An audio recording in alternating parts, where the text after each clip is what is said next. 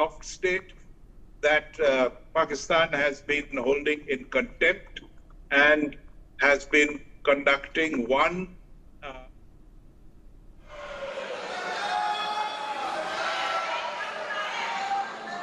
Okay. Please tell. इस सत्र के प्रारंभ में ही मैं जब मीडिया के साथियों से बात कर रहा था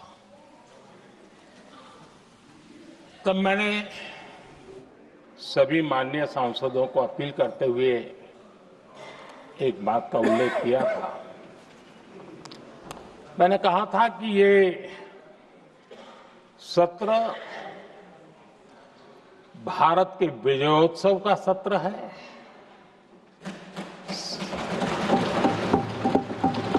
संसद का ये सत्र भारत के गौरवगान का सत्र है।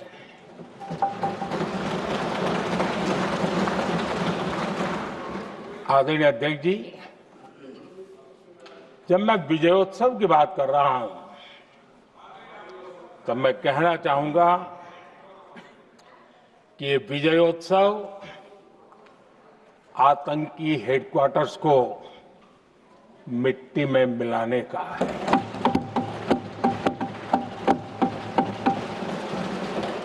जब मैं विजयोत्सव कहता हूं तो ये विजयोत्सव सिंदूर की सौगंध पूरा करने का है।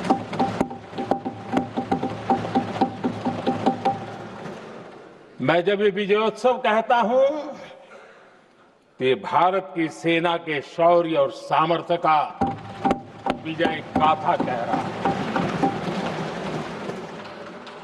जब मैं विजयोत्सव कह रहा हूं तो 140 करोड़ भारतीयों की एकता, इच्छा शक्ति, उसके एक अप्रतिम जीत का विजयोत्सव की बात करता हूं।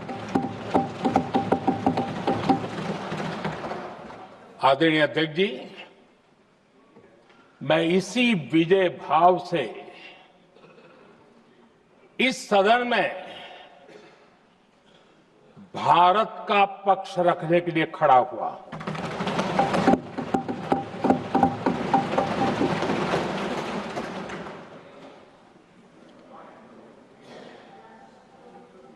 और जिन्हें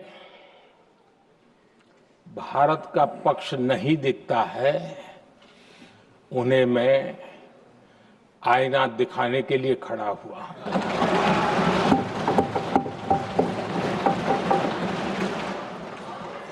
आदरणीय अध्यक्ष जी, मैं 140 करोड़ देशवासियों की भावनाओं में अपना स्वर मिलाने के लिए उपस्थित हुआ हूं।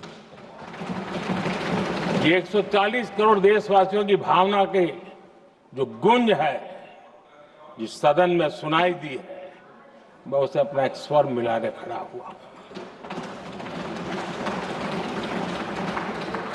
आदरणीय अध्यक्ष जी, ऑपरेशन सिंदूर के दरमियान जिस प्रकार से देश के लोगों ने मेरा साथ दिया, मुझे आशीर्वाद दिए, देश की जनता मुझ पर कर्ज है। मैं देशवासियों का आभार व्यक्त करता हूं। मैं देशवासियों का अभिनंदन करता हूं। आदरणीय अध्यक्ष जी, 22 अप्रैल को पहलगाम में जिस प्रकार की क्रूर घटना घटी, जिस प्रकार आतंकवादियों ने निर्दोष लोगों को उनका धर्म पूछ करके गोलियां मारी, ये क्रूरता की पराकाष्ठा थी। भारत को हिंसा की आग में झोंकने का ये सुविचारित प्रयास था। भारत में दंगे फैलाने की ये साजिश थी। मैं आज देशवासियों का धन्यवाद करता हूं कि देश ने एकता के साथ उस साजिश को नाकाम कर दिया।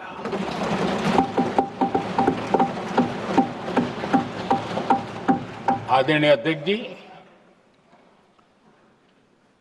22 अप्रैल के बाद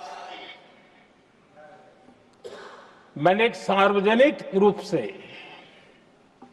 और विश्व को समझ में आए इसलिए कुछ अंग्रेजी में भी वाक्यों का प्रयोग किया था और मैंने कहा था कि हमारा संकल्प है, हम आतंकियों को मिट्टी में मिला देंगे।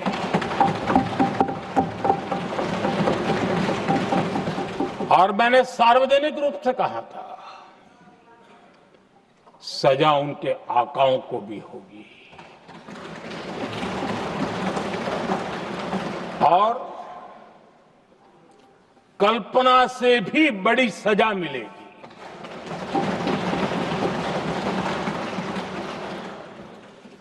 22 अप्रैल को मैं विदेश था,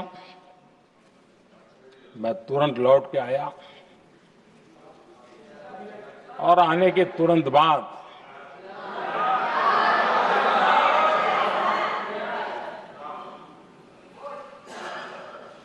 मैंने एक बैठक बुलाई और उस बैठक में हमने साफ साफ निर्देश दिए कि आतंकवाद को करारा जवाब देना होगा और ये हमारा राष्ट्रीय संकल्प है। आदरणीय अध्यक्ष जी, हमें हमारे सैन्य बलों की क्षमता पर पूरा विश्वास है, पूरा भरोसा है उनकी क्षमता पर, उनके सामर्थ्य पर, उनके साहस पर। सेना को कार्रवाई की खुली छूट दे दी गई और यह भी कहा गया कि सेना तय करें कब, कहां, कैसे, किस प्रकार से। ये सारी बातें उस मीटिंग में साफ साफ कह दी गई और कुछ बातें उसमें से मीडिया में शायद रिपोर्ट भी हुई है।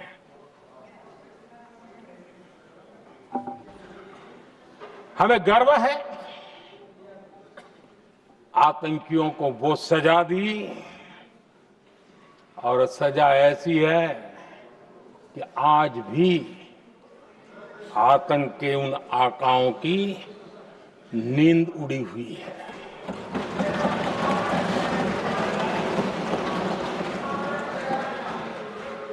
आदरणीय अध्यक्ष जी, मैं हमारी सेना की सफलता के उससे जुड़े भारत के उस पक्ष को सदन के माध्यम से देशवासियों के सामने रखना चाहता हूं।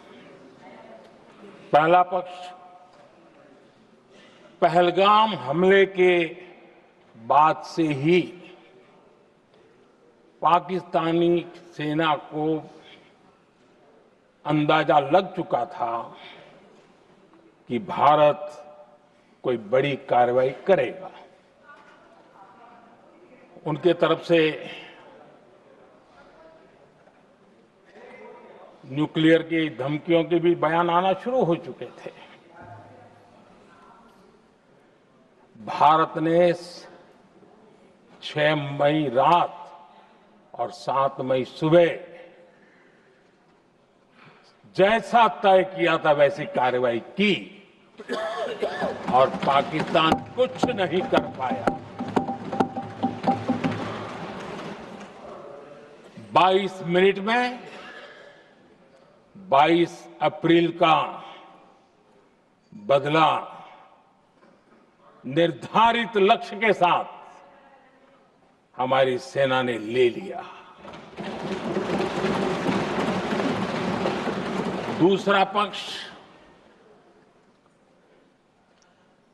आदरणीय अध्यक्ष जी, पाकिस्तान के साथ हमारी लड़ाई तो कई बार हुई है, लेकिन ये पहली ऐसी भारत की रणनीति बनी कि जिसमें पहले जहां कभी नहीं गए थे वहां हम पहुंचे। पाकिस्तान के कोने कोने में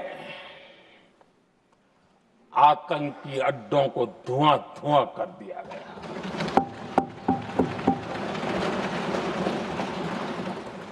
आतंक के गढ़ कोई सोच नहीं सकता कि वहां तक कोई जा सकता है। बहावलपुर और मुर्ग उसको भी जमीन दोस्त कर दिया गया। आदरणीय अध्यक्ष जी, हमारे सेनाओं ने आतंकी अड्डों को तबाह कर दिया। तीसरा पक्ष, पाकिस्तान की न्यूक्लियर धमकी को हमने झूठा साबित कर दिया।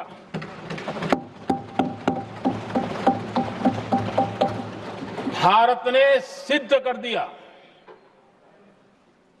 कि न्यूक्लियर ब्लैकमेलिंग अब नहीं चलेगा और न ही ये न्यूक्लियर ब्लैकमेलिंग के सामने भारत झुकेगा। आदरणीय अध्यक्ष जी, चौथा पक्ष, भारत ने दिखाई अपनी तकनीकी क्षमता।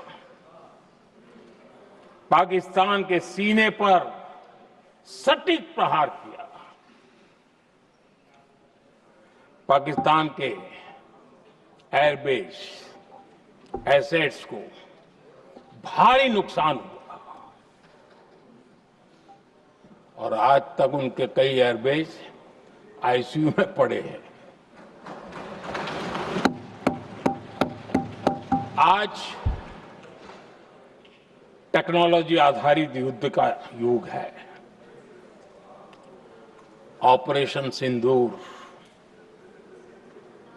इस महारत में भी सफल सिद्ध हुआ है।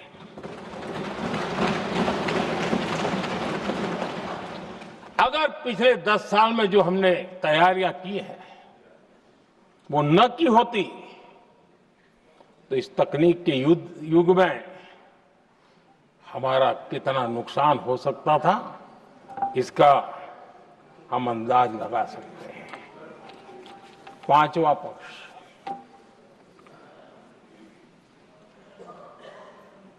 ऑपरेशन सिंदूर के दरमियान पहली बार हुआ जब आत्मनिर्भर भारत की ताकत को दुनिया ने पहचाना। Made in India drone, made in India missile ने पाकिस्तान के हथियारों की पोल खोल करके रख दी।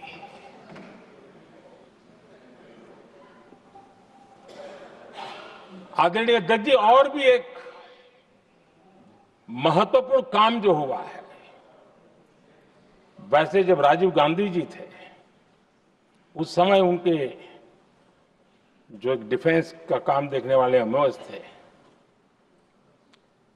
उन्होंने जब मैंने सीडीएस की घोषणा की तो वो बहुत प्रसन्न होकर के मुझे मिलने आए थे और बहुत बहुत प्रसन्न थे वो। इस समय ऑपरेशन में नेवी, आर्मी, एयरफोर्स तीनों सेनाओं का जॉइंट एक्शन, इसके बीच की सिनर्जी, इसने पाकिस्तान के छक्के छुड़ा दिए।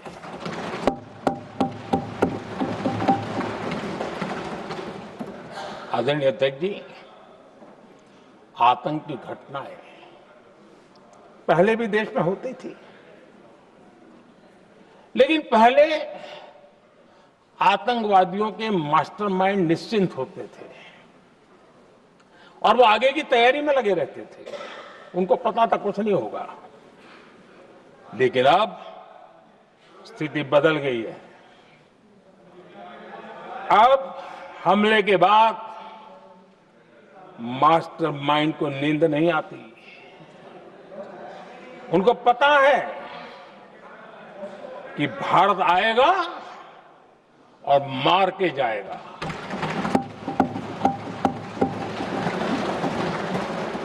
ये न्यू नॉर्मल भारत ने सेट कर दिया है।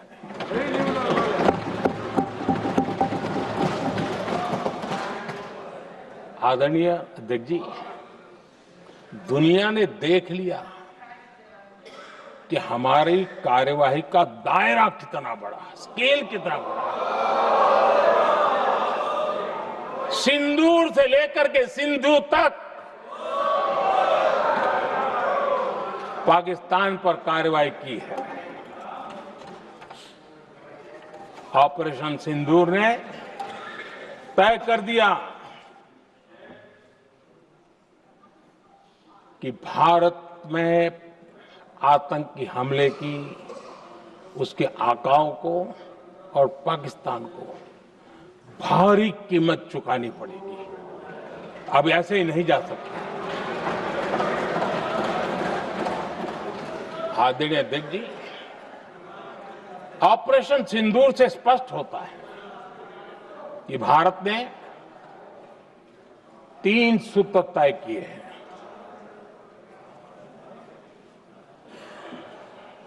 अगर भारत पर आतंकी हमला हुआ तो हम अपने तरीके से, अपनी शर्तों पर, अपने समय पर जवाब दे करके रहेंगे।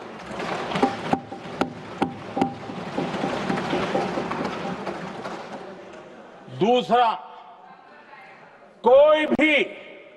कोई भी न्यूक्लियर ब्लैकमेल अब नहीं चलेगा।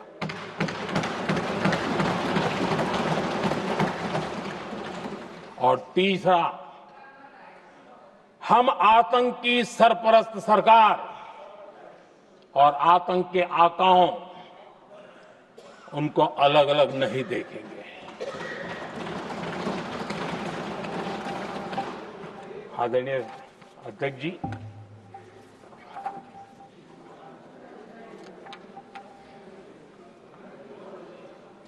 यहां पर विदेश नीति को लेकर के भी काफी बातें कही गई हैं।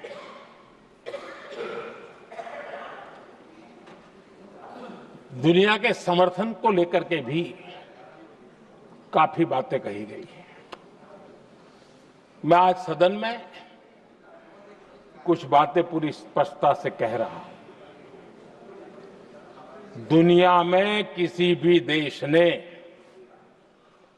भारत को अपनी सुरक्षा में कार्रवाई करने से रोका नहीं है।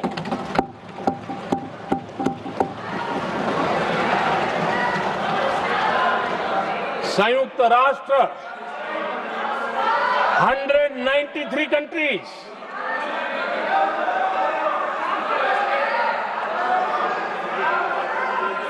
सिर्फ 3 देश 193 कंट्री में सिर्फ 3 देश ऑपरेशन सिंदूर के दौरान पाकिस्तान के समर्थन में बयान दिया था। Only 3 countries.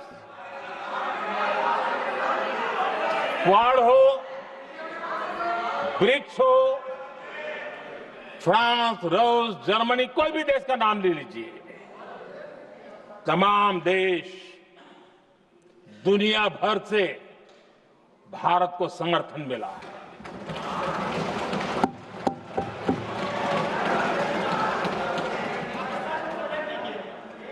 आदरणीय अध्यक्ष जी, दुनिया का समर्थन तो मिला, दुनिया के देशों का समर्थन मिला, माननीय है, लेकिन ये दुर्भाग्य है कि मेरे देश के वीरों के पराक्रम को कांग्रेस का समर्थन नहीं।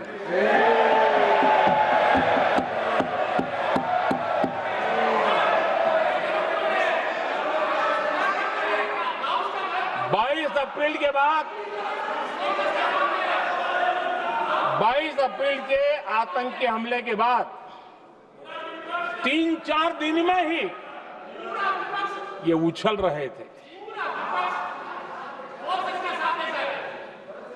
और कहना शुरू कर दिया, कहां गई 56 इंच की छाती, कहां खो गया मोदी, मोदी तो फेल हो गया। क्या मजा ले रहे थे, उनको लगता है वाह बाजी मार ली। उनको पहलगाम के निर्दोष लोगों की हत्या में भी वो अपनी राजनीति तराशते थे।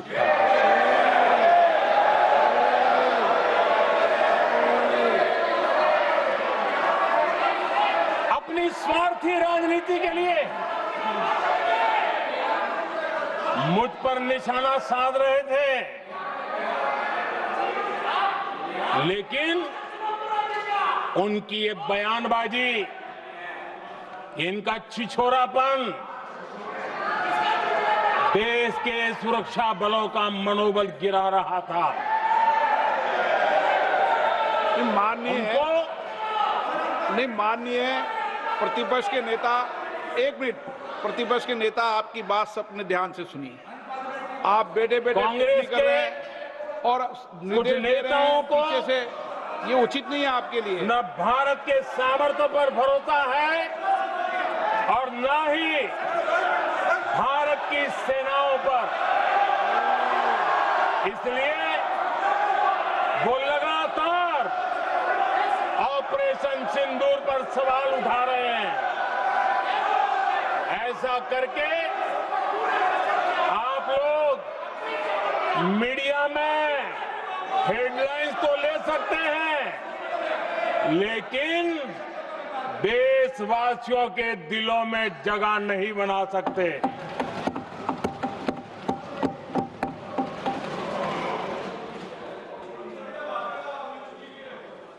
आदरणीय सभापति जी, आदरणीय अध्यक्ष जी,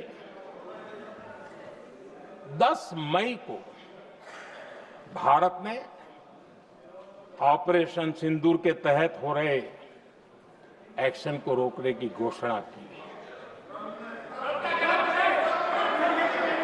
इसको लेकर यहां भांति भांति की बातें कही गई। ये वही प्रोपेगेंडा है जो सीमा पार से फैलाया गया है। कुछ लोग सेना द्वारा दिए गए तथ्यों की जगह पाकिस्तान के झूठ प्रचार को आगे बढ़ाने में जुटे हुए हैं।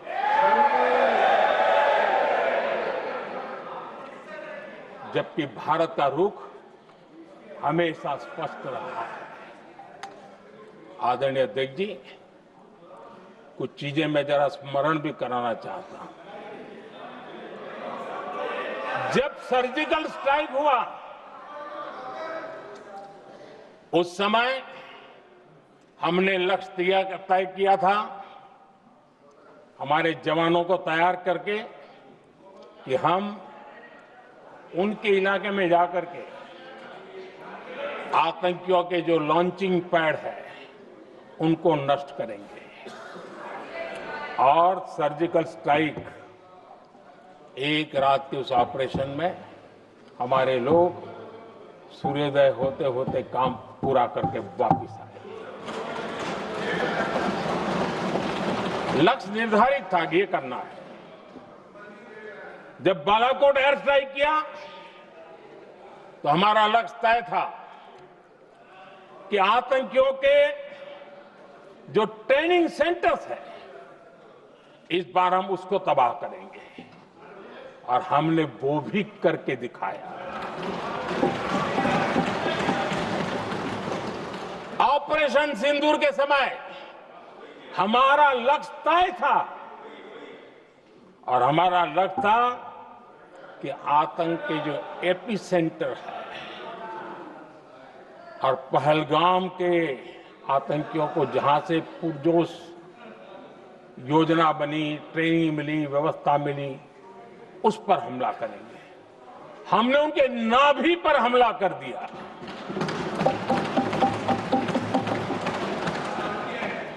जहां पहलगाम के आतंकियों का रिक्रूटमेंट हुआ, ट्रेनिंग होती थी, फंडिंग होता था, उन्हें टेक्निकल सपोर्ट मिलता था, शस्त्र सरंजाम मिलता था, उस जगह को आइडेंटिफाई किया और हमने सटीक तरीके से ऑपरेशन सिंदूर के तहत आतंकियों की नाभि पे प्रहार कर दिया।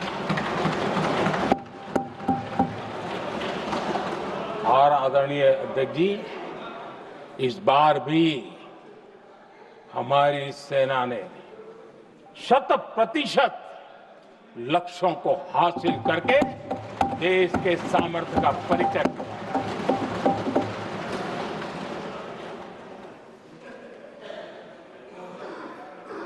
कुछ लोग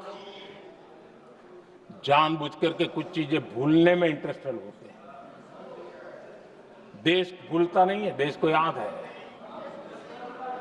6 रात और 7 मई सुबह ऑपरेशन हुआ था, और 7 मई को सुबह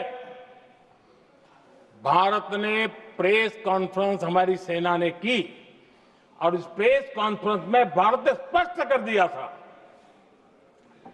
और पहले दिन से क्लियर था कि हमारा लक्ष्य है आतंकियों के आका, आतंकियों की जो व्यवस्थाएं जहां से होती है वो, और उनके अड्डे, उनको हम ध्वस्त करना चाहते थे। और हमने प्रेस कॉन्फ्रेंस में कह दिया था, हमने हमारा काम कर दिया है, हमने जो तय किया था पूरा कर दिया है। और इसलिए 6-7 मई को ऑपरेशन हमारा संतोषजनक होने के तुरंत बाद,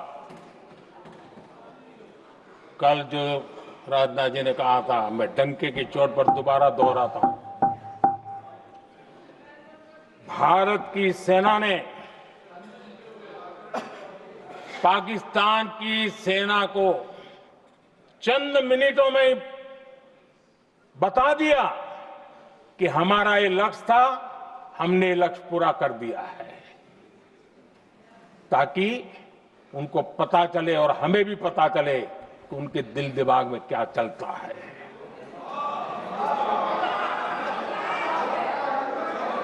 हमने अपना लक्ष्य 100% हासिल कर लिया था, और पाकिस्तान में समझदारी होती तो आतंकियों के साथ खुलेआम खड़े रहने की गलती न करता। उसने निर्लज्ज होकर के आतंकवादियों के साथ खड़े रहने का फैसला किया। हम पूरी तरह तैयार थे, हम भी मौके की तलाश में थे, लेकिन हमने दुनिया को बताया था कि हमारा लक्ष्य आतंकवाद है, आतंकवादी आका है, आतंकवादी ठिकाने हैं, वो हमने पूरा कर दिया।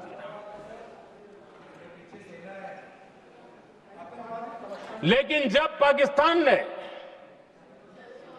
आतंकियों की मदद में आने का फैसला किया और मैदान में उतरने की हरकत की, तो भारत की सेना ने सालों तक याद रह जाए ऐसा करारा जवाब दे करके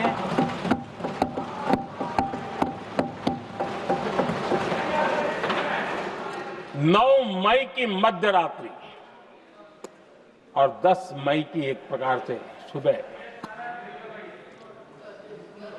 हमारी मिसाइलें उन्होंने पाकिस्तान के हर कोने में प्रचंड प्रहार किया जिसकी पाकिस्तान ने कभी कल्पना नहीं की थी और पाकिस्तान को घुटनों पर आने के लिए मजबूर कर दिया।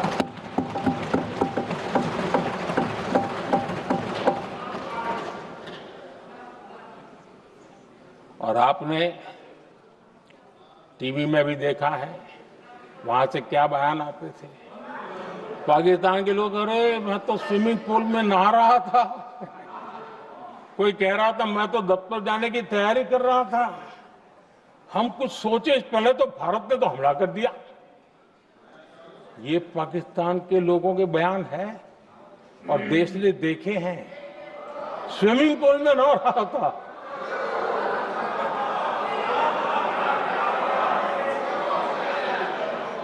और जब इतना कड़ा प्रहार हुआ, पाकिस्तान ने कभी सोचा तक नहीं था, तब जाकर के पाकिस्तान ने फोन करके डीजीएमओ के सामने फोन करके गुहार लगाई, बस करो, बहुत मारा, अब ज्यादा मार झेलने की ताकत नहीं है,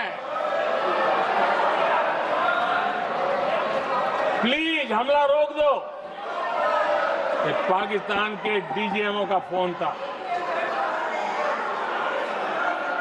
और भारत ने तो पहले दिन ही कह दिया था, 7 तारीख सुबह की प्रेस देख लीजिए, कि हमने हमारा लक्ष्य पूरा कर दिया है, अगर आप कुछ करोगे तो महंगा पड़ेगा।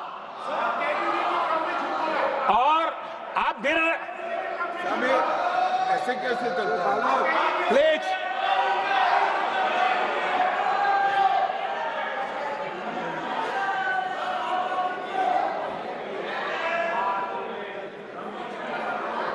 मैं आज दोबारा कह रहा हूं, ये भारत की स्पष्ट नीति थी, सुविचारित नीति थी, सेना के साथ मिलकर के तय की हुई नीति थी और वे ये थी कि हम आतंक, उनके आका, उनके ठिकाने, ये हमारा लक्ष्य है। और हमने कहा, पहले दिन प्रेस कॉन्फ्रेंस में कहा है कि हमारा एक्शन नॉन एक्सीलेटरी है, ये हमने कह करके किया है। और इसके लिए साथियों हमने हमला रोका। अध्यक्ष जी,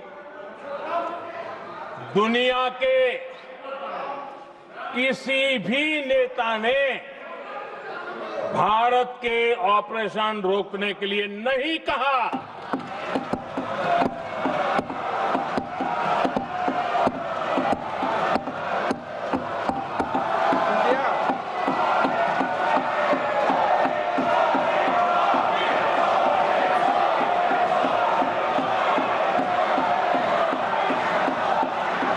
उसी दौरान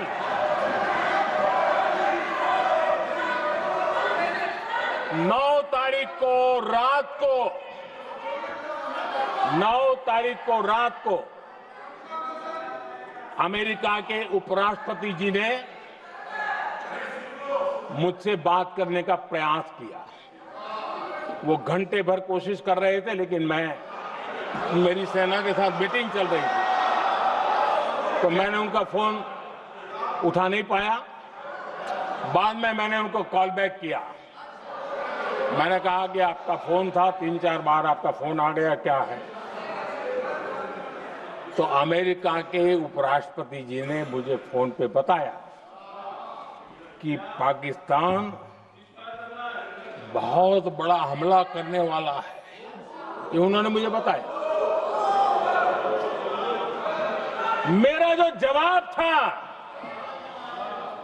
जिनको समझ नहीं आता है उनको तो नहीं आएगा,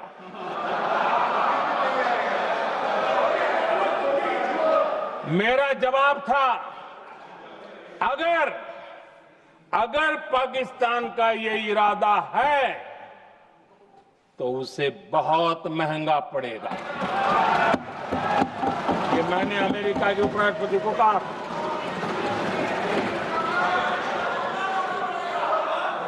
अगर पाकिस्तान हमला करेगा तो हम बड़ा हमला कर करके जवाब देंगे। ये मेरा जवाब था। और आगे मेरा एक वाक्य था, मैंने कहा था, हम गोली का जवाब गोले से देंगे। ये 9 तारीख रात की बात है और 9 रात में और 10 सुबह हमने पाकिस्तान को सैन्य शक्ति को तहस नहस कर दिया था। और यही हमारा जवाब था, यही हमारा जज्बा था। और आज पाकिस्तान भी भली भांति जान गया है कि भारत का हर जवाब पहले से ज्यादा तगड़ा होता है।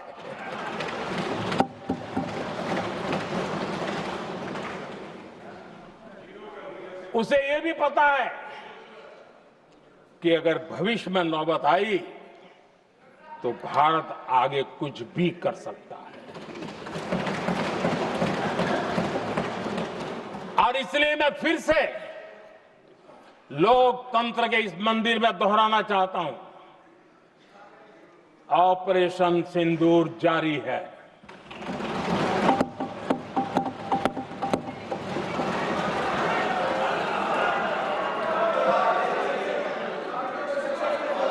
पाकिस्तान ने दुस्साहस की अगर कल्पना की तो उसे करारा जवाब दिया जाएगा।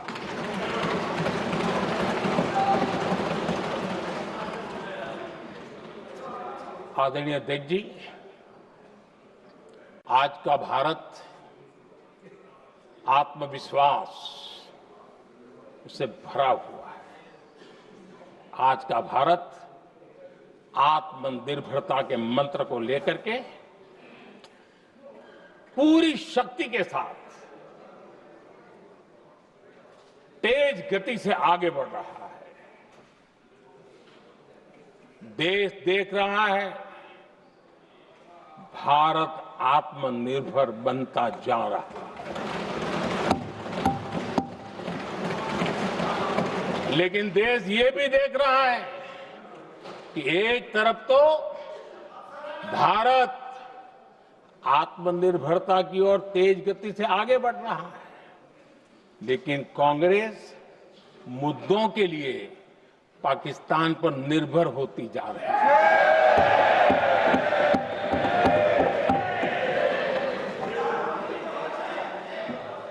मैं आज पूरा दिन देख रहा था, जो 16 घंटे से जो चर्चा चल रही है, दुर्भाग्य से। प्लीज बैठिए, सब जवाब दे दिया आपका। आप सुनते नहीं, सबका जवाब दे दिया। प्लीज दुर्भाग्य से सुनिए जवाब। कांग्रेस को पाकिस्तान के मुद्दे इंपोर्ट करने पड़ रहे हैं।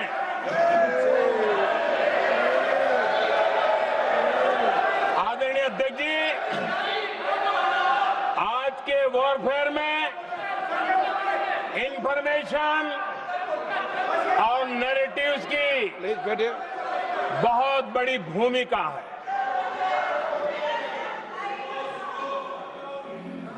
नैरेटिव घड़ करके, एआई का भी भरपूर उपयोग करके सेनाओं के मनोबल को कमजोर करने के खेल भी खेले जाते हैं। जनता के अंदर अविश्वास पैदा करने के भी भरपूर प्रयास होते हैं। दुर्भाग्य से कांग्रेस और उसके सहयोगी पाकिस्तान के ऐसे ही प्रपंच के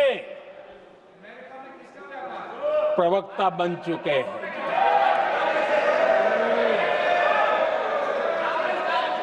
आदरणीय अध्यक्ष जी, देश की सेना ने, आदरणीय अध्यक्ष जी, ये तरीका है देश आपका? की सेना ने, बैठिए बैठिए। देश की सेना ने सर्जिकल स्ट्राइक की। बैठिए।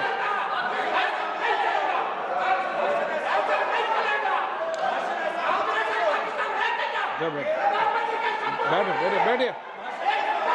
आदरणीय अध्यक्ष जी, देश की सेना ने सफलतापूर्वक सर्जिकल स्ट्राइक की तो तुरंत कांग्रेस वालों ने सेना से सबूत मांगे थे,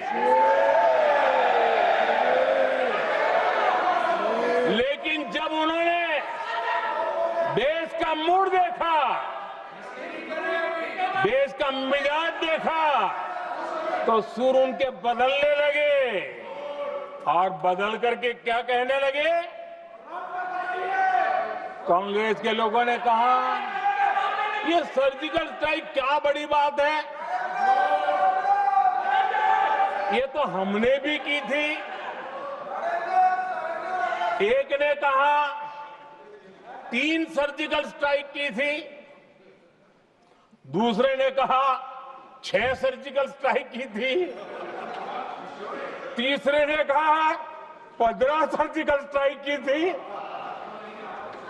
जितना बड़ा नेता उतना बड़ा आंकड़ा चल रहा था।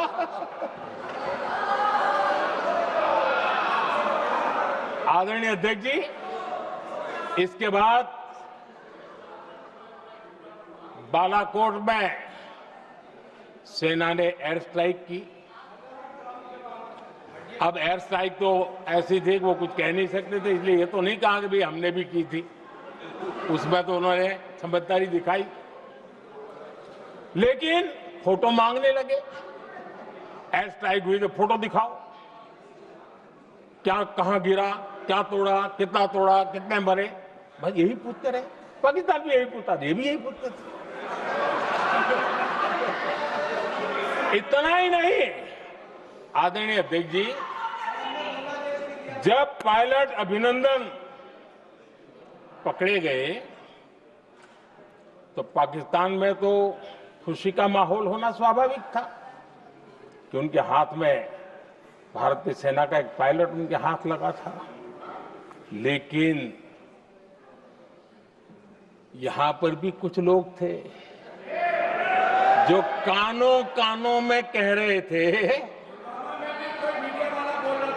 अब मोदी फंसा, अब अभिनंदन वहां आए, मोदी ला करके दिखा दे, अब देखते हैं मोदी क्या करता है।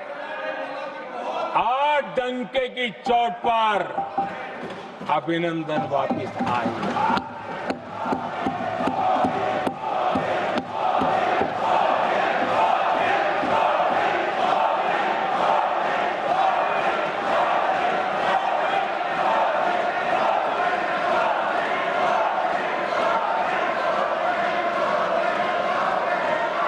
अभिनंदन को ले आए तो इनकी बोलती बंद हो गई। इनको लगा यार कि नसीब वाला आदमी है, हमारा हथियार हाथ से निकल गया। आदरणीय अध्यक्ष जी, पहलगाम हमले के बाद हमारा बीएसएफ का एक जवान पाकिस्तान के कब्जे में गया, तो फिर इनको लगा वाह, बड़ा मुद्दा हाथ में आ गया है, अब मोदी फंस जाएगा। अब तो मोदी की फजीयत जरूर होगी। और उनकी इकोसिस्टम ने सोशल मीडिया में बहुत सारी कथाएं वायरल की कि एक बीएसएफ के जवान का क्या होगा, उसके परिवार का क्या होगा, ये वापस आएगा, कब आएगा, कैसे आएगा, न जाने क्या क्या चला दिया। आदरणीय अध्यक्ष जी, बीएसएफ का वो जवान भी आन बान शान के साथ वापस आया।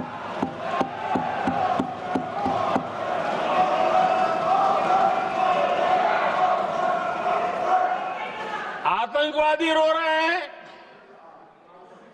आतंकवादियों के आका रो रहे हैं, और उनको रोते देखकर यहां भी कुछ लोग रो रहे हैं।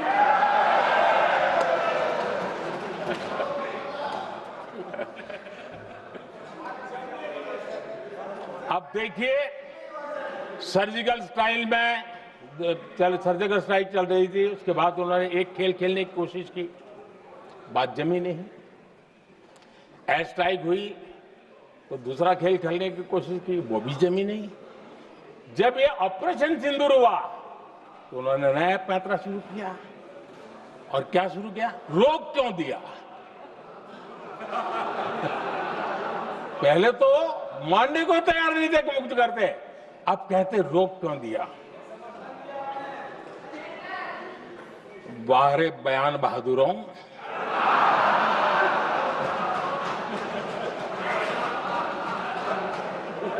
आपको विरोध का कोई न कोई बहाना चाहिए, और इसलिए सिर्फ मैं नहीं, पूरा देश आप पर हंस रहा है।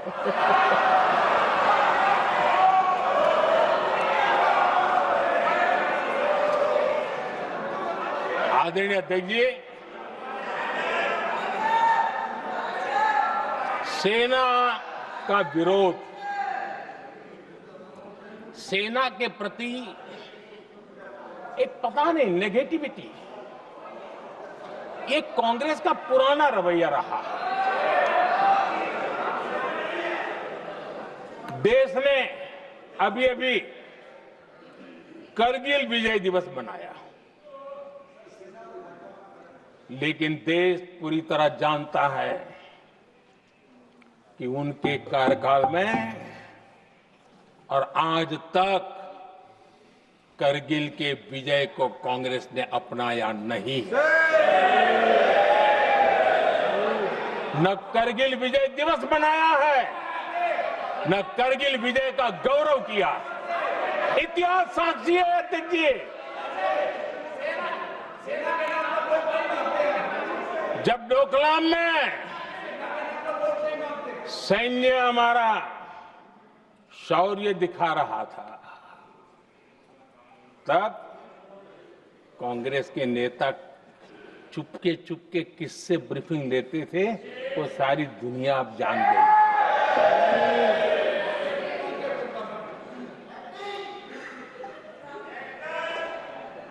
आप निकाल दीजिए पाकिस्तान के सारे बयान, और यहां हमारा विरोध करने वाले लोगों के बयान फुल स्टॉप कॉमा के साथ एक है। क्या कहेंगे इसको? और बुरा लगता है सच बोलते हैं तो। पाकिस्तान के साथ सुर में सुर मिला दिया जाता है। आदरणीय अध्यक्ष जी, देश हैरान है, कांग्रेस ने पाकिस्तान को क्लीन चिट दे दी है।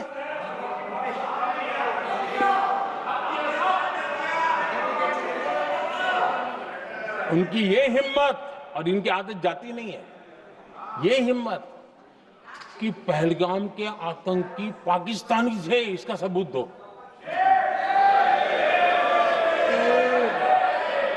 क्या कह रहे हो तुम लोग? तो कौन सा तरीका है? और यही मांग पाकिस्तान कर रहा है जो कांग्रेस कर रही है। और आदरणीय अध्यक्ष जी, आज जब सबूतों की कोई कमी नहीं है, सब कुछ आंखों के सामने दिखता है, तब ये हालत है। अगर ये सबूत ना होते तो क्या करते ये लोग, आप बताइए। आदरणीय अध्यक्ष जी,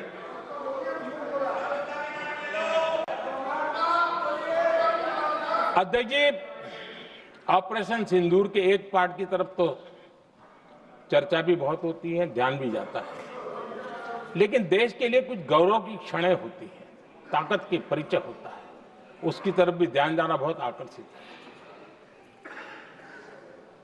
हमारे एयर डिफेंस सिस्टम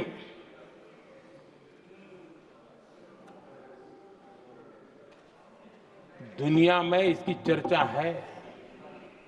हमारे एयर डिफेंस सिस्टम ने पाकिस्तान की मिसाइल और ड्रोन्स उसको तिनके की तरफ बिखेर दिया था।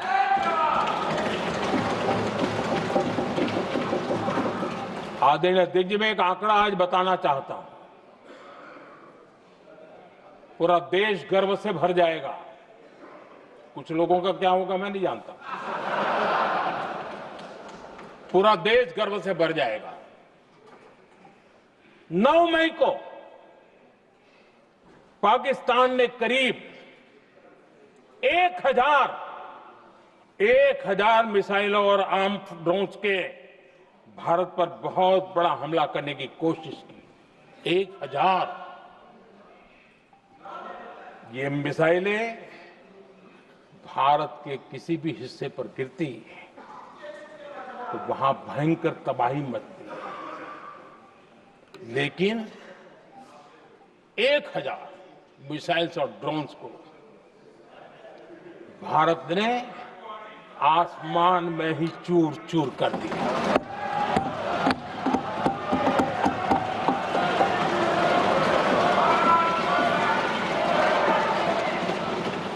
हर देशवासी को इससे गर्व हो रहा। लेकिन जैसे कांग्रेस के लोग इंतजार कर रहे थे, कुछ तो गड़बड़ होगी यार, मोदी मरेगा, कहीं तो फंसेगा।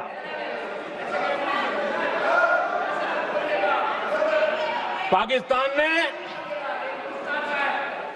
आदमपुर एयरबेस पर हमले का झूठ फैलाया,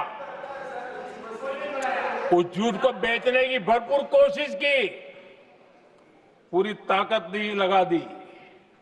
मैं अगले ही दिन आदमपुर पहुंचा और खुद जाकर के उनके झूठ को मैंने बेनकाब कर दिया। तब जाकर के उनको अकल ठिकाने लगी कि अब ये झूठ चलने वाला नहीं है। आदरणीय अध्यक्ष जी, जो हमारे छोटे दलों के साथी हैं, जो राजनीति में नए हैं, उनको कभी शासन में रहने का अवसर नहीं मिला, उनसे कुछ बातें निकलती मैं समझ सकता हूं।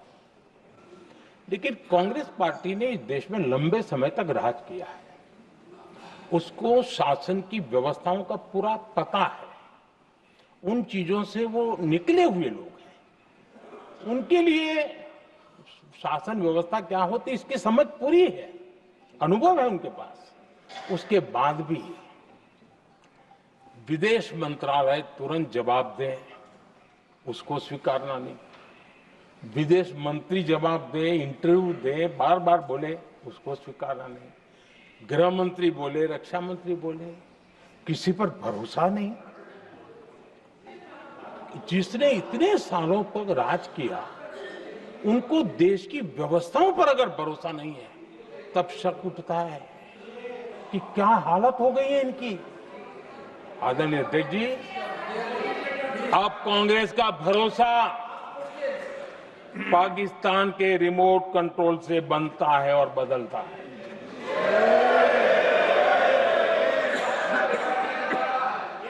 आदरणीय अध्यक्ष जी, एक बिल्कुल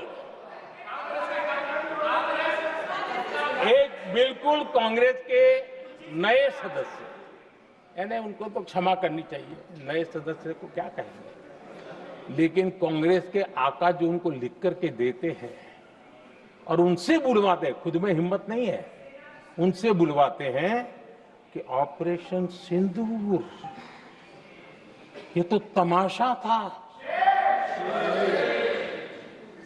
ये आतंकवादियों ने जिन 26 लोगों को मौत के घाट उतारा था ना, उस भयंकर क्रूर घटना पर ये तेजाब छिड़कने वाला पाप है। तमाशा कहते हो? आपकी असहमति हो सकती है, और ये कांग्रेस के नेता बुलवाते हैं।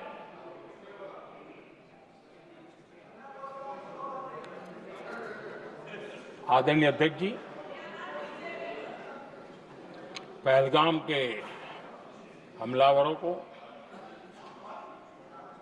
कल हमारे सुरक्षा बलों ने ऑपरेशन महादेव करके अपने अंजाम तक पहुंचाया।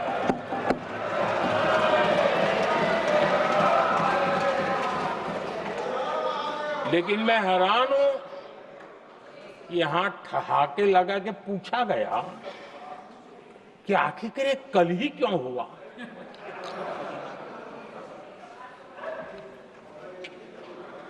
अब ये क्या हो गया है मुझे समझ नहीं आ रहा है। क्या ये ऑपरेशन के लिए कोई सावन महीने का सोमवार ढूंढा गया था क्या? क्या हो गया है इन लोगों को? हताशा, निराशा इस हद तक।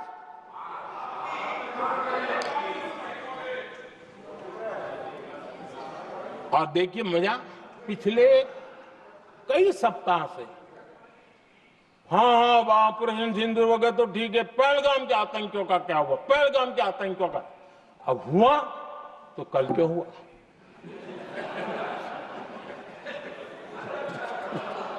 और कल ही क्यों हुआ? क्या हाल है अध्यक्ष जी का। आदरणीय अध्यक्ष जी,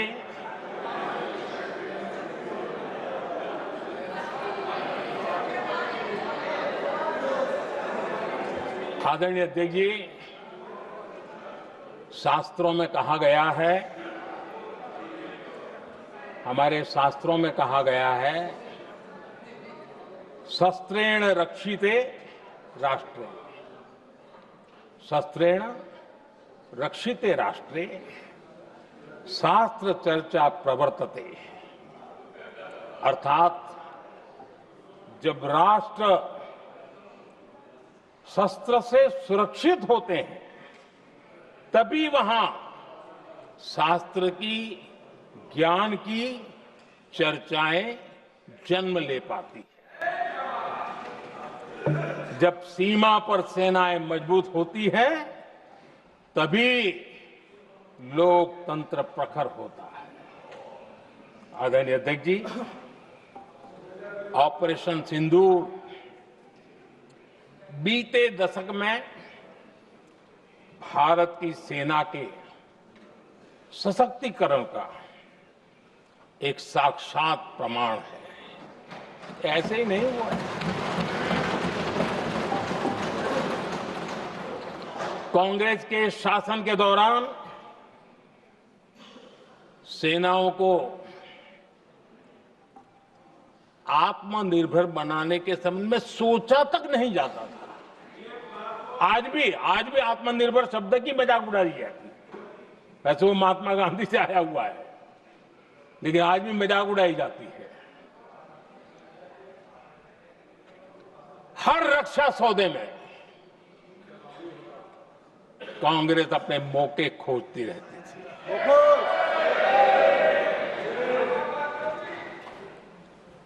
छोटे छोटे हथियारों को लिए विदेशों पर निर्भरता, ये इनका कार्यकाल रहा है।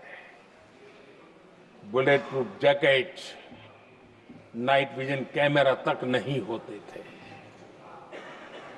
और लंबा लिस्ट है, जीप से शुरू होता है, बफो, हेलीकॉप्टर, हर चीज के साथ घोटाला जुड़ा हुआ है। आदरणीय अध्यक्ष जी, हमारी सेनाओं को आधुनिक हथियारों के लिए दशकों तक इंतजार करना पड़ा।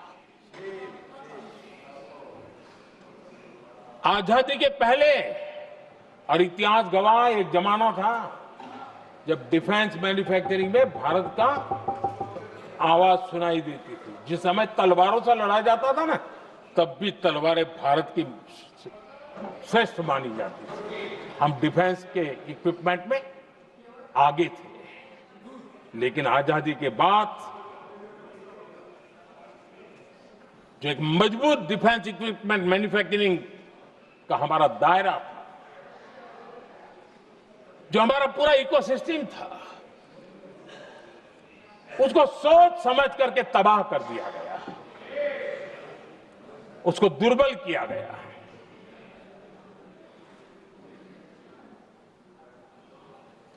रिसर्च और मैन्युफैक्चरिंग के लिए रास्ते बंद कर दिए गए। अगर इसी नीति पर हम चलते तो भारत इस 21वीं सदी में ऑपरेशन सिंदूर के संबंध में सोच भी नहीं सकता। यह हालत करके रखा हुआ था उन्होंने।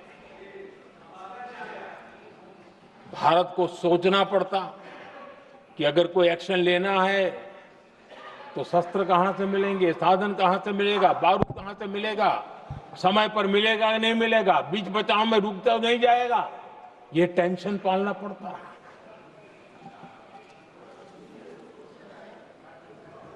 आदरणीय अध्यक्ष जी, बीते एक दशक में मेक इन इंडिया हथियार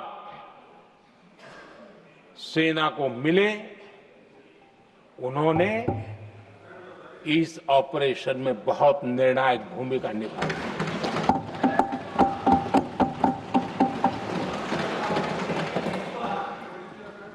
आदरणीय अध्यक्ष जी, एक दशक पहले भारत के लोगों ने संकल्प लिया, हमारा देश सशक्त, आत्मनिर्भर और आधुनिक राष्ट्र बने।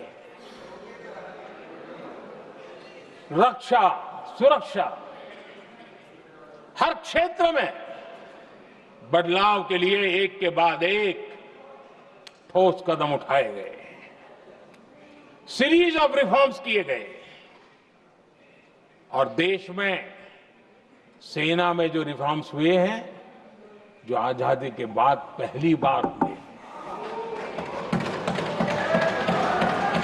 चीफ ऑफ डिफेंस स्टाफ की नियुक्ति, ये विचार कोई नया नहीं था, दुनिया में प्रयोग भी चलते हैं, भारत में निर्णय नहीं होते थे।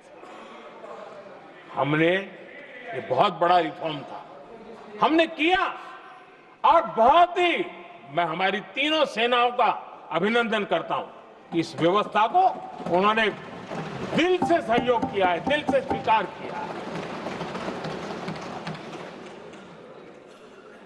सबसे बड़ी ताकत ज्वाइंटनेस और इंटीग्रेशन की।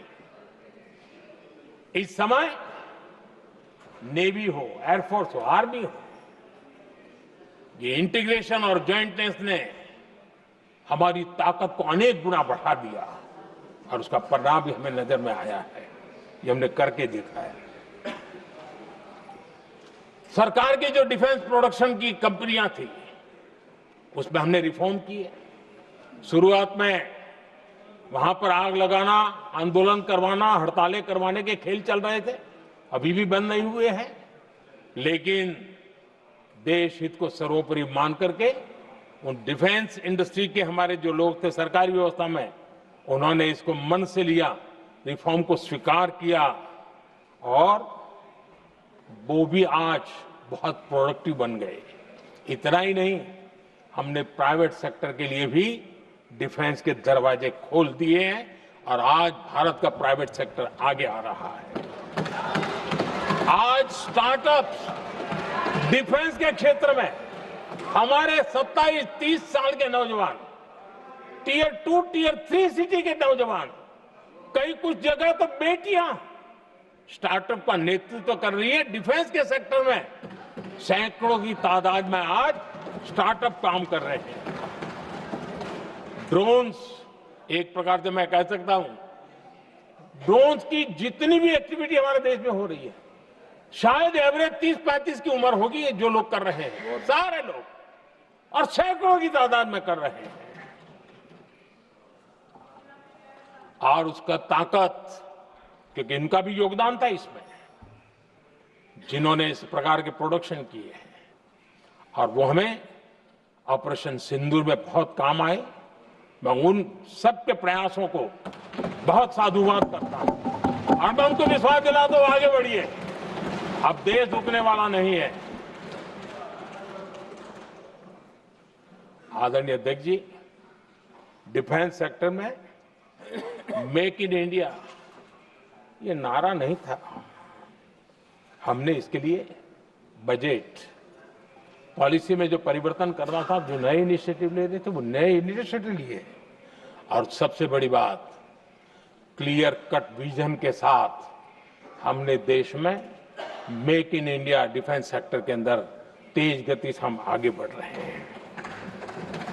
आदरणीय अध्यक्ष जी, एक दशक में डिफेंस का बजट लगभग पहले से 3 गुना हुआ है। डिफेंस प्रोडक्शन में करीब करीब 250% वृद्धि हुई है, 250% वृद्धि हुई है। 11 वर्षों में डिफेंस एक्सपोर्ट 30 गुना से भी ज्यादा बढ़ा है, 30 गुना से ज्यादा। डिफेंस एक्सपोर्ट आज दुनिया के करीब 100 देशों तक हम पहुंचे। और आदरणीय अध्यक्ष जी, कुछ चीजें ऐसी होती हैं जो इतिहास में बहुत बड़ा प्रभाव छोड़ती है। ऑपरेशन सिंदूर ने डिफेंस का जो मार्केट है उसमें भारत का झंडा गाड़ दिया है। भारत के हथियारों की डिमांड आज बढ़ती चली जा रही है, मांग बढ़ रही है। ये भारत में उद्योगों को भी बल देगी, एमएसएमई को बल देगी, हमारे नौजवानों को रोजगार देगी और हमारे नौजवान अपनी बनाई चीजों से दुनिया में अपनी ताकत का प्रदर्शन कर पाएंगे। ये आज दिख रहा है, मैं देख रहा हूं। डिफेंस के क्षेत्र में जो आत्मनिर्भर भारत की दिशा में हम जो कदम उठा रहे हैं, मैं हैरान हूं। कुछ लोगों को आज भी तकलीफ हो रही है, जैसे उनका खजाना लूट गया। ये कौन सी मानसिकता है? देश को ऐसे लोगों को पहचानना होगा। आदरणीय अध्यक्ष जी, मैं स्पष्ट करना चाहता हूं, डिफेंस में भारत का आत्मनिर्भर होना ये आज की शस्त्रों की स्पर्धा में के काल में विश्व शांति के लिए भी जरूरी है।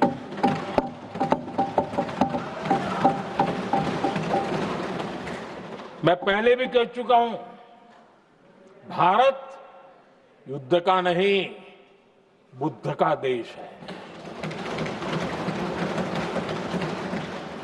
हम समृद्धि, शांति चाहते हैं, लेकिन हम ये कभी न भूले कि समृद्धि का और शांति का रास्ता शक्ति से ही गुजरता है।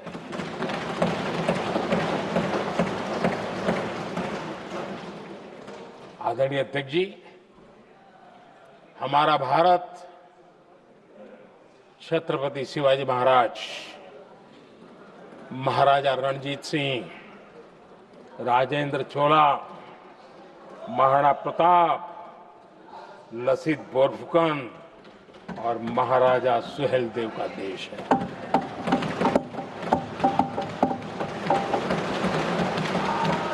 आदरणीय अध्यक्ष जी, हम विकास और शांति के लिए सामरिक सामर्थ्य पर भी फोकस करते हैं।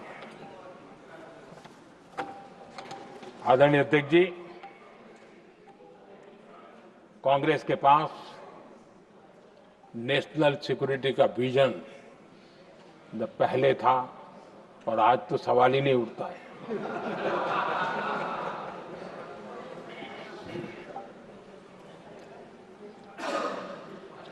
कांग्रेस ने हमेशा नेशनल सिक्योरिटी पर समझौता किया। आज जो लोग पूछ रहे हैं पीओके को वापस क्यों नहीं लिया, वैसे ये सवाल मुझे ही पूछ सकते हैं और किसको पूछ सकते हैं।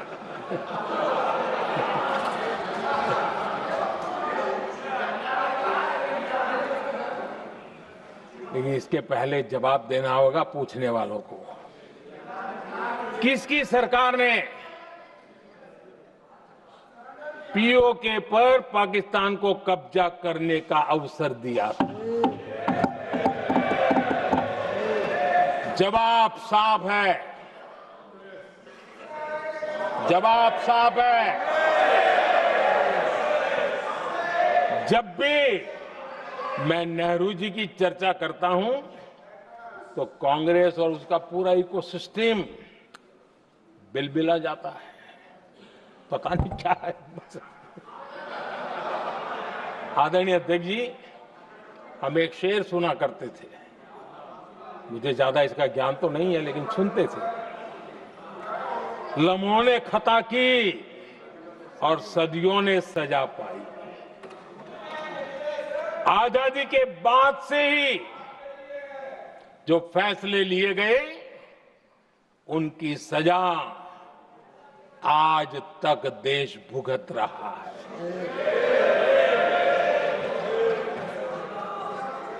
यहां बार बार एक बात का जिक्र हुआ और मैं फिर से करना चाहूंगा। अक्साई चीन की उस पूरे क्षेत्र को बंजर जमीन करार दिया गया, ये कहकर के तो बंजर है।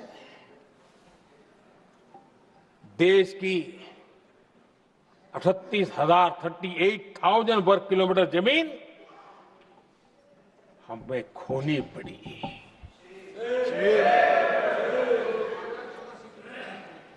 आदरणीय अध्यक्ष जी, मैं जानता हूं मेरी कुछ बातें चुभने वाली है। 1962 और 1963 के बीच कांग्रेस के नेता जम्मू कश्मीर के पूंछ, उरी, नीलम वैली और किशनगंगा को छोड़ देने का प्रस्ताव रख रहे थे।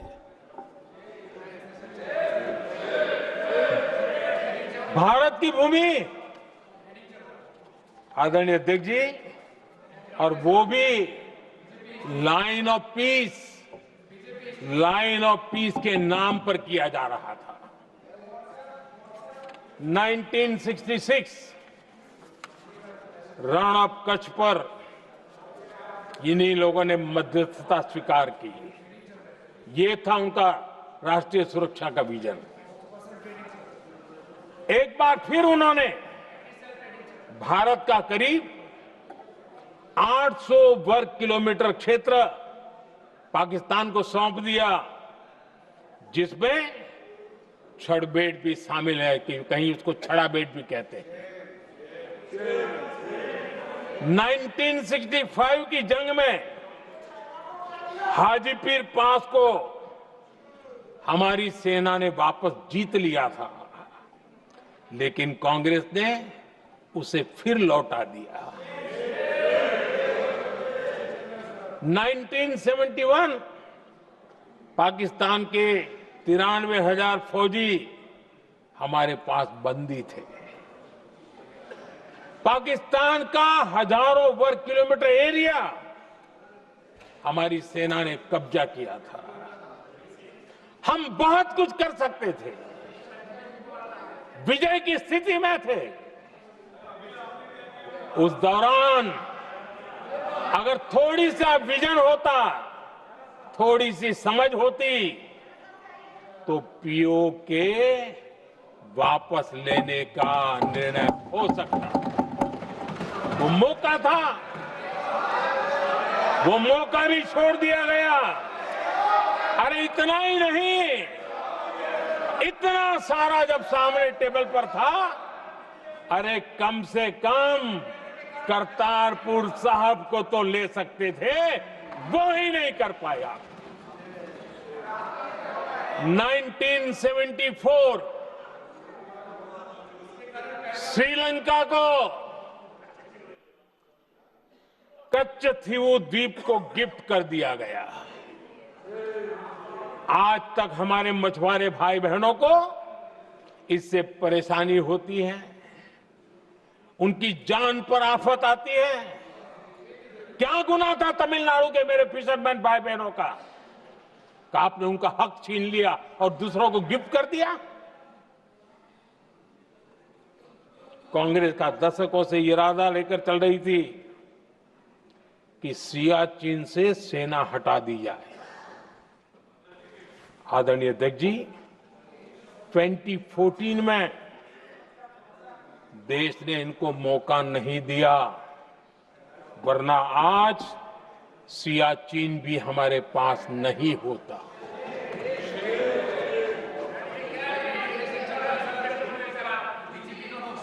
आदरणीय अध्यक्ष जी, आजकल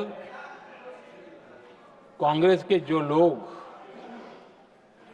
हमें डिप्लोमेसी का पाठ पढ़ा रहे हैं,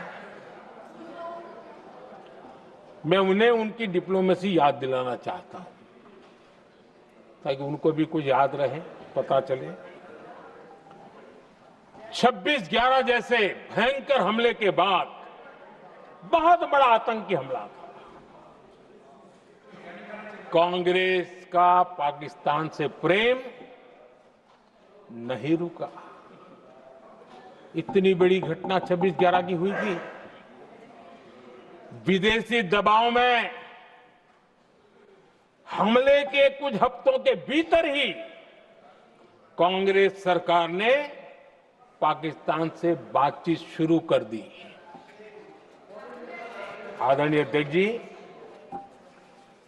कांग्रेस सरकार ने 26/11 की इतनी बड़ी घटना के बाद भी एक भी डिप्लोमेट को भारत से बाहर निकालने की हिम्मत नहीं की।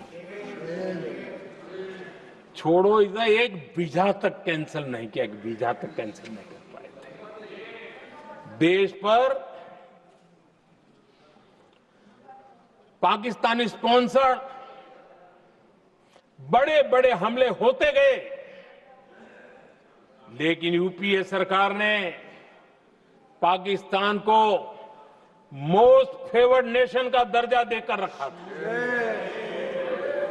वो कभी वापस नहीं लिया था। एक तरफ देश मुंबई के हमले का ये न्याय मांग रहा था, दूसरी तरफ कांग्रेस पाकिस्तान के साथ व्यापार करने में लगी थी।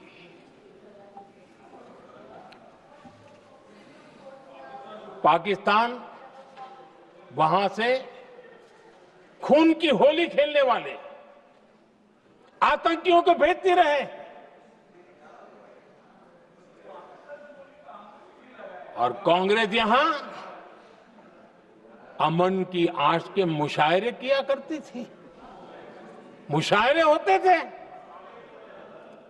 हमने आतंकवाद और अमन की आस का ये वन वे ट्रैफिक बंद कर दिया।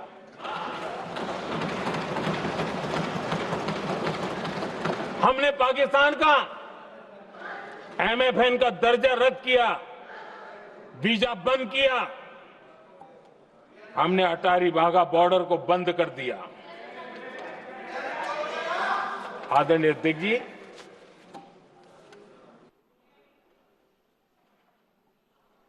भारत के हितों को गिरवी रख देना ये कांग्रेस की पार्टी की पुरानी आदत है। इसका सबसे बड़ा उदाहरण सिंधु जल समझौता है। सिंधु जल समझौता किसने किया? नेहरू जी ने किया। और मामला किससे जुड़ा था? भारत से निकलने वाली नदियां, हमारे यहां से निकली हुई नदियां, उसका वो पानी था।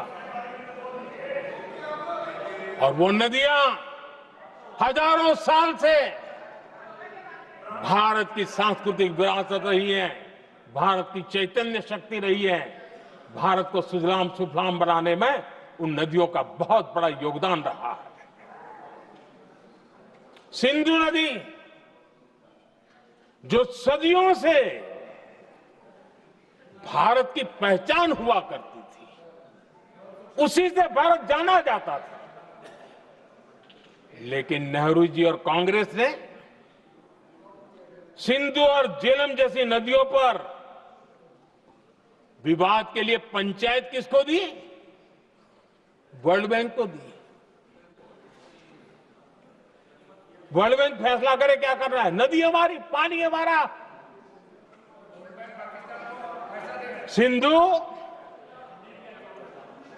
सिंधु जल समझौता सीधा सीधा भारत की अस्मिता और भारत के स्वाभिमान के साथ किया गया बहुत बड़ा धोखा था।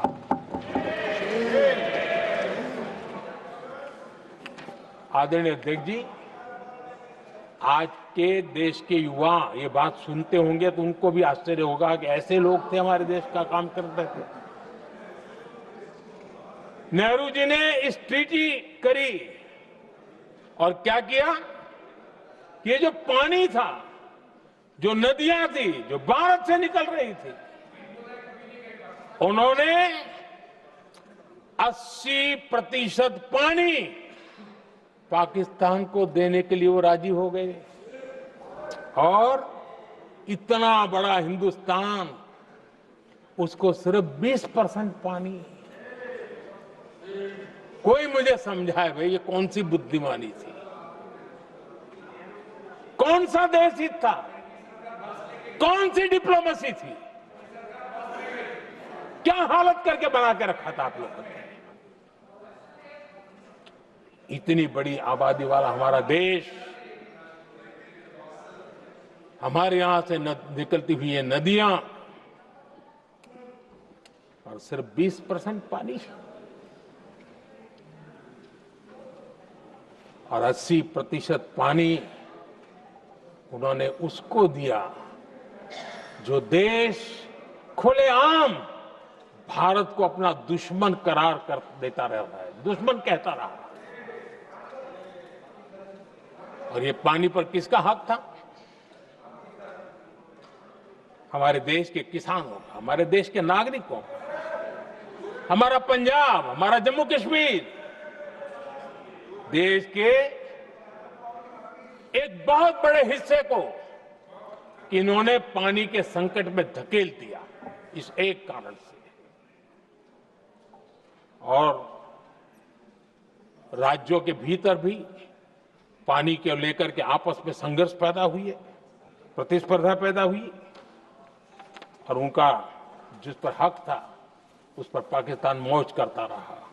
और ये दुनिया में अपनी डिप्लोमेसी के पाठ पढ़ाते रहते हैं। आदरणीय अध्यक्ष जी,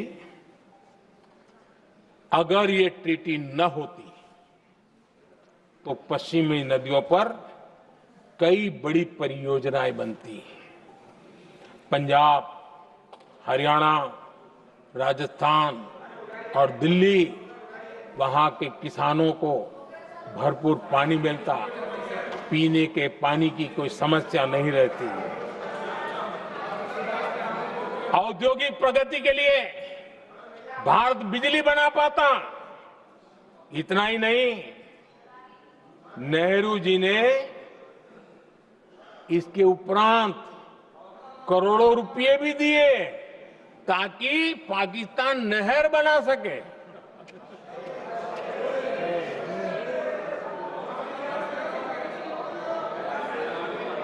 आदरणीय अध्यक्ष जी, इससे भी बड़ी बात, देश चौंक जाएगा। ये चीजें छिपाई गई है, दबा दी गई है। कहीं भी बांध बनता है तो उसमें एक मैकेनिज्म होता है उसकी सफाई का, डीसिल्टिंग का। उसमें जो मिट्टी भर जाती है, बाकी घास वगैरह आकर के भर जाता है तो उसकी कैपेसिटी कम होती है, तो उसकी सफाई के लिए यानी इनबिल्ट व्यवस्था होती है। नेहरू जी ने पाकिस्तान के कहने पर यह शर्त स्वीकार की है कि इन बांध में जो मिट्टी आएगी, कूड़ा कचरा आएगा और बांध भर जाएगा, इसकी सफाई नहीं कर सकते। डिसिल्टिंग नहीं कर सकते हैं। बांध हमारे यहां, पानी हमारा, लेकिन निर्णय पाकिस्तान का कि आप डिसिल्टिंग नहीं कर सकते। इतना ही नहीं, जब इस बार मैं डिटेल में गया तो एक बांध तो ऐसा है कि जहां ये डिसिल्टिंग के लिए जो गेट होता है ना, उसको वेल्डिंग कर दिया गया है ताकि कोई गलती से भी खोल करके वो मिट्टी को निकाल ना दे। पाकिस्तान ने नेहरू जी से लिखवा लिया था कि भारत बिना पाकिस्तान की मर्जी अपने बांधों में जमा होने वाली मिट्टी साफ नहीं करेगा, डिसिल्टिंग नहीं करेगा। ये समझौता देश के खिलाफ था और बाद में नेहरू जी को भी ये गलती माननी पड़ी। इस समझौते में निरंजन दास गुलाटी करके का सज्जन उसमें जुड़े हुए थे। उन्होंने एक किताब लिखी है। उस किताब में उन्होंने लिखा है कि फरवरी 1961 में नेहरू ने उनसे कहा था, गुलाटी, मुझे उम्मीद थी कि यह समझौता अन्य समस्याओं के समाधान का रास्ता खोलेगा, लेकिन हम वहीं हैं जहां पहले थे। ये नेहरू जी ने कहा। नेहरू जी केवल तत्कालिक प्रभाव देख पा रहे थे, इसलिए उन्होंने कहा कि हम वहीं के वहीं हैं, लेकिन सच्चाई ये कि इस एग्रीमेंट के कारण देश बहुत पिछड़ गया, देश बहुत पीछे चल गया और देश का बहुत नुकसान हुआ। हमारे किसानों को नुकसान हुआ, हमारी खेती को नुकसान हुआ। और नेहरू जी उस डिप्लोमेसी को जानते थे जिसमें किसान का कोई वजूद ही नहीं था। यह हाल करके रखा था उन्होंने। आदरणीय अध्यक्ष जी, पाकिस्तान आगे दशकों तक भारत के साथ युद्ध और छद्म युद्ध, प्रॉक्सी वॉर करता ही रहा, लेकिन कांग्रेस की सरकारों ने बाद में भी सिंधु जल समझौते की तरफ देखा तक नहीं, नेहरू जी की गलती को सुधारा तक नहीं। आदरणीय अध्यक्ष जी, लेकिन अब भारत ने पुरानी गलती को सुधारा है, ठोस निर्णय लिया है। भारत ने नेहरू जी द्वारा किए गई बहुत बड़ी ब्लंडर, सिंधु जल समझौते को देश हित में, किसानों के हित में एबेंस में रख दिया है। देश का अहित करने वाला ये समझौता अब इस रूप में आगे नहीं चल सकता। भारत ने तय कर दिया है, खून और पानी साथ साथ नहीं बह सकते।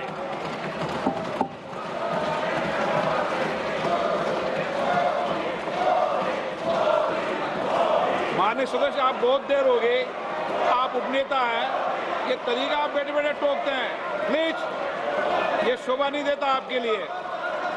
बैठिए बैठिए बैठिए, आदरणीय बैठिए, शोभा नहीं देता आपका। अध्यक्ष जी, आप उपनेता, अपनी मर्यादा बना के रखें। चलिए बैठिए।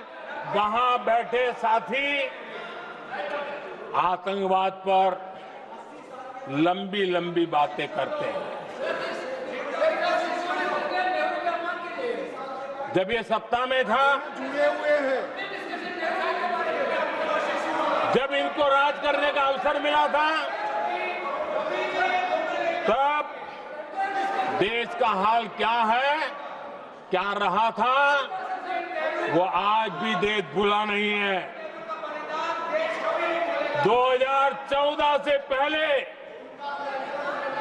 देश में असुरक्षा का जो माहौल था, अगर वो आज याद भी करे ना तो लोग सिहर जाते हैं। आदरणीय अध्यक्ष जी,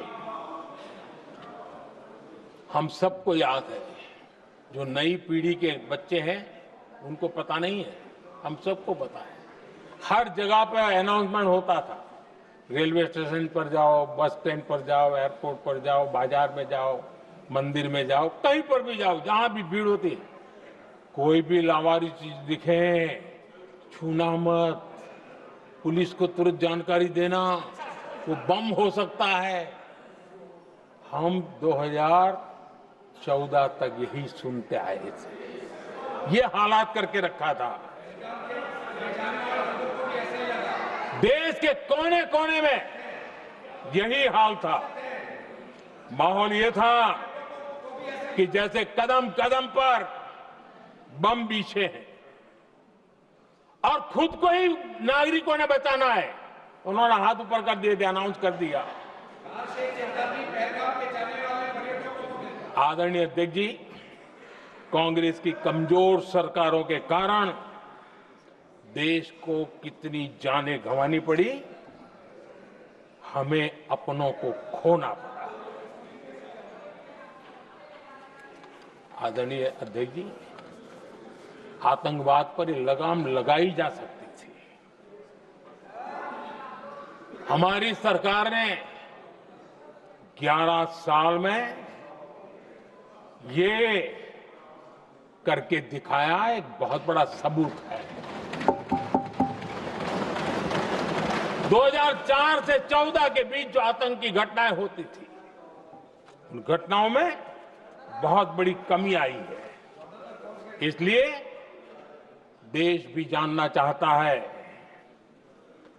अगर हमारी सरकार आतंकवाद पर नकेल कस सकती है तो कांग्रेस सरकारों की ऐसी कौन सी मजबूरी थी कि आतंकवाद को फलने फूलने दिया। आदरणीय अध्यक्ष जी, कांग्रेस के राज में आतंकवाद अगर फला फूला है तो उसका एक बड़ा कारण इनकी तुष्टीकरण की राजनीति है, वोट बैंक की राजनीति है। जब दिल्ली में बाटला हाउस एनकाउंटर हुआ, कांग्रेस के एक बड़ी नेता के आंख में आंसू थे, आतंकवादी मारे गए इसके कारण। और वोट पाने के लिए इस बात को हिंदुस्तान के कोने कोने में पहुंचाया गया। आदरणीय अध्यक्ष जी, 2001 में देश की संसद पर हमला हुआ था। तब कांग्रेस के एक बड़े नेता ने अफजल गुरु को बेनिफिट ऑफ डाउट देने की बात कही थी। आदरणीय अध्यक्ष जी, मुंबई में 26/11 का इतना बड़ा आतंकी हमला हुआ, एक पाकिस्तानी आतंकी जिंदा पकड़ा गया। पाकिस्तान की मीडिया ने, दुनिया ने यह स्वीकार किया कि पाकिस्तानी है, लेकिन यहां कांग्रेस पार्टी इतना बड़ा पाकिस्तान का पाप, इतना बड़ा पाकिस्तानी आतंकी हमला, और ये क्या खेल खेल रहे थे, वोट बैंक की राजनीति के लिए क्या कर रहे थे। कांग्रेस पार्टी इसको भगवा आतंक सिद्ध करने में जुटी हुई है।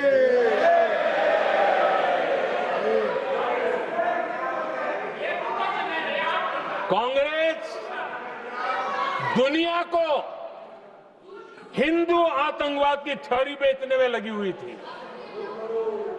कांग्रेस के एक नेता ने अमेरिका के बड़े राजनयिक को यहां तक कह दिया था कि लश्कर-ए तोयबा से भी बड़ा खतरा भारत के हिंदू ग्रुप है। ये कहा गया था। तुष्टीकरण के लिए कांग्रेस ने जम्मू कश्मीर में भारत का संविधान, बाबा साहब आंबेडकर का संविधान, उसे जम्मू कश्मीर में पैर नहीं रखने दिए। इन्होंने घुसने नहीं दिया, उसे बाहर रखा।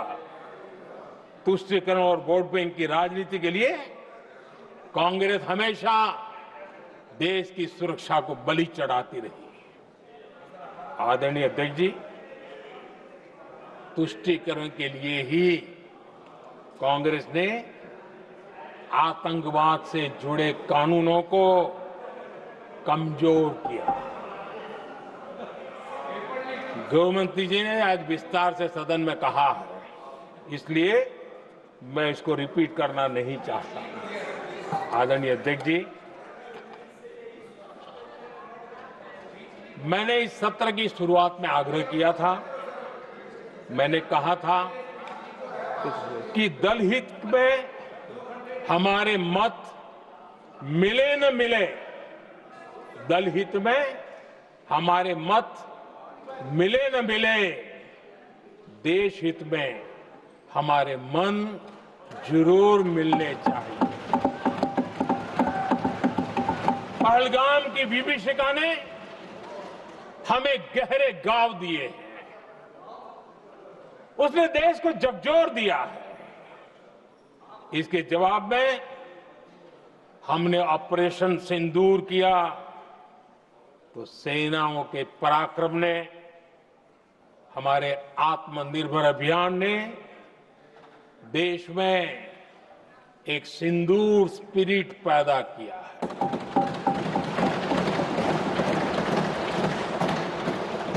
ये सिंदूर स्पिरिट हमने तब भी देखी जब दुनिया भर में हमारे प्रतिनिधि मंडल भारत की बात बताने गए। मैं उन सभी साथियों को बहुत बहुत बधाई देता हूं। आपने बहुत ही प्रभावी ढंग से भारत की बात डंके की चोट पर दुनिया के सामने रखी। लेकिन मुझे दुख इस बात का है, हैरानी भी है, जो खुद को कांग्रेस के बड़े नेता समझते हैं, उनके पेट में दर्द हो रहा है कि भारत का पक्ष दुनिया के सामने क्यों रखा गया। शायद कुछ नेताओं को सदन में बोलने पर भी पाबंदी लगा दी गई है। आदरणीय अध्यक्ष जी, इस मानसिकता से बाहर निकलने की जरूरत है। कुछ पंक्तियां मेरे मन में आती हैं, मैं अपने भाव व्यक्त करना चाहता हूं। आदरणीय अध्यक्ष जी, करो चर्चा और इतनी करो, करो चर्चा और इतनी करो कि दुश्मन दहशत से दहल उठे। दुश्मन दहशत से दहल उठे। रहे ध्यान बस इतना ही, रहे ध्यान बस इतना ही, मान सिंदूर और सेना का प्रश्नों में भी अटल रहे। हमला मां भारती पर हुआ अगर, तो प्रचंड प्रहार करना होगा। दुश्मन जहां भी बैठा हो, हमें भारत के लिए ही जीना होगा। मेरा कांग्रेस के साथियों से आग्रह है कि एक परिवार के दबाव में पाकिस्तान को क्लीन चिट देना बंद कर दें। जो देश की विजय की क्षण है, कांग्रेस उसे देश के उपहास का क्षण न बनाएं। कांग्रेस अपनी गलती सुधारें। मैं आज सदन में फिर स्पष्ट करना चाहता हूं, अब भारत आतंक की नर्सरी में ही आतंकियों को मिट्टी में मिलाएगा।